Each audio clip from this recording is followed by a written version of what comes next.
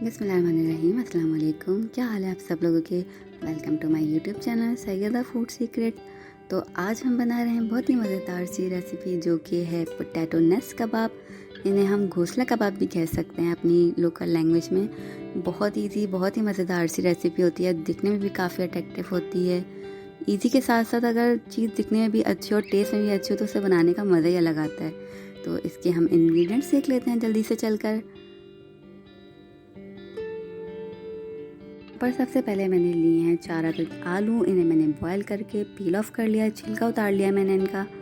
साथ ही मेरे पास हैं सेवइयाँ, इसको मैंने थोड़ा सा छोटे साइज़ में क्रश कर लिया है, इसकी कोडिंग करेंगे हम।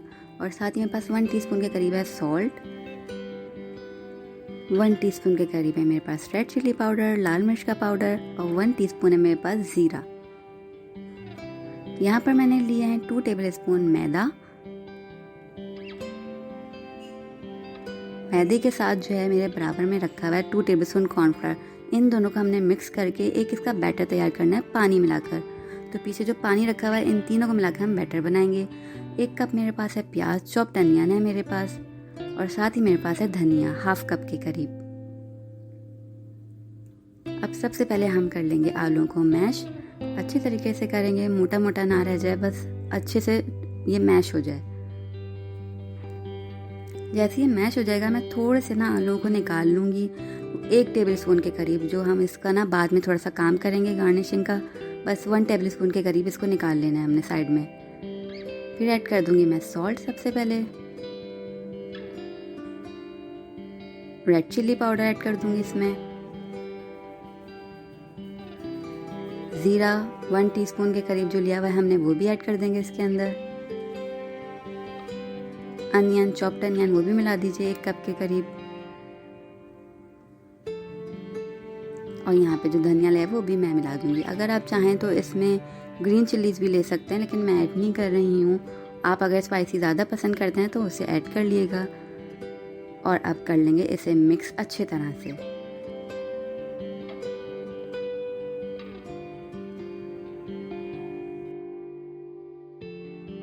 ये यहाँ पे अच्छे से मिक्स हो गया है, इसे साइड में रख देंगे। अब इन दोनों को मिला के एक बैटर तैयार कर लेंगे। पहले डाल दूंगी मैं मैदा इसके अंदर, फिर कॉर्नफ्लावर, और पानी डाल के इसका एक थिक सा बैटर हम तैयार कर लेंगे। बस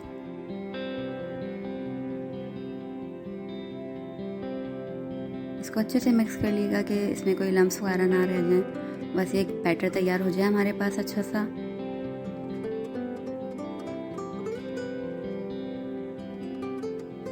अब हम तैयार कर लेते हैं बास्केट,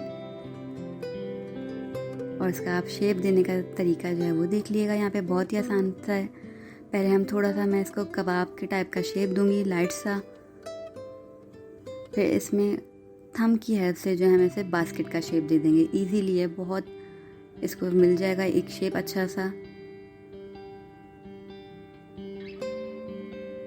देखें जी, इस तरीके से साइड से देखने में आपको लगेगी बास्केट है।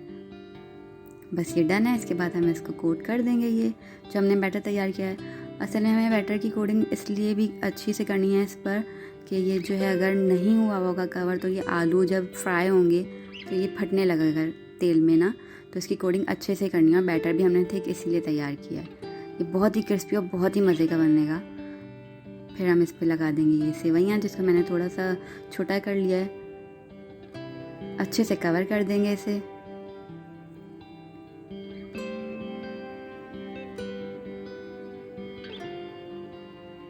साइड से ऊपर से आराम से हो जाएंगे कवर, क्योंकि बैटर ऐसा है तो वो खुद ही इस पे चिपकने लगेगा।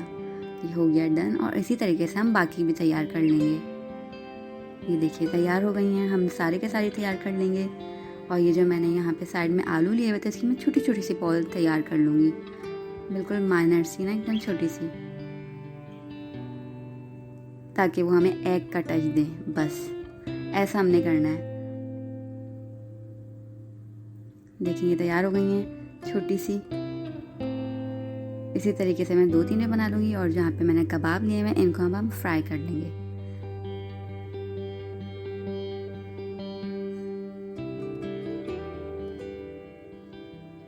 मीडियम फ्लेम पे हम इसे फ्राई करेंगे, ज़्यादा तेज़ नहीं करेंगे।